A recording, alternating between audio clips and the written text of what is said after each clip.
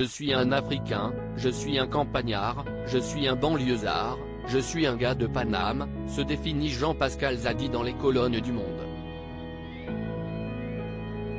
Fils d'immigrés ivoiriens, le trublion a passé les 20 premières années de sa vie près de Caen dans le Calvados avant de prendre le chemin de la capitale. Son arrivée à Paris marque le début des années de galère. Celui qu'on surnomme JP s'essaie au rap sans grand succès, puis se découvre un talent certain pour la réalisation. D'abord pour les clips, puis les documentaires et les fictions qu'il tourne à l'arrache et vend à la sauvette. Bientôt, la réalisation lui sera indispensable pour boucler ses fins de mois. C'est à cette époque que son chemin croise celui de la journaliste Camille Moulonguet. D'origine basque, celle qui deviendra son épouse le contacte à l'époque pour superviser la réalisation d'un programme court à destination de la télévision. Ils créeront plus tard leur propre société de production, 12 Doigts Productions, et formeront une grande famille de 4 enfants. Camille m'a ouvert les yeux et l'esprit sur plein de choses, confie l'invité d'Alain Chabat dans le Late Show.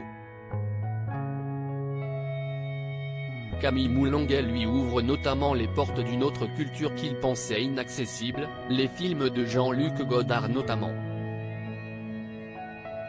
Elle sera aussi à ses côtés pour essayer de trouver un distributeur à l'un de ses premiers films et produire sa série Craigno. Entre ces deux-là, c'est une affaire qui roule et qui roucoule.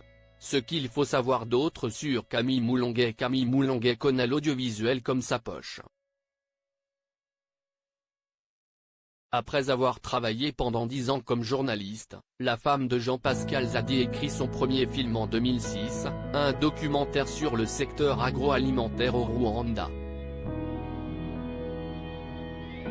Forte de cette première expérience, elle s'oriente alors vers la production aux côtés de son mari et met sa plume au service de TV5 Monde.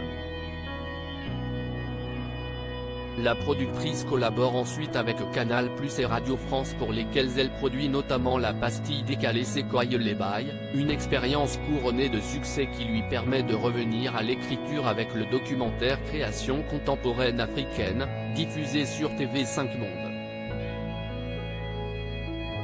Camille Moulonguet ? Carrément pas Craigno.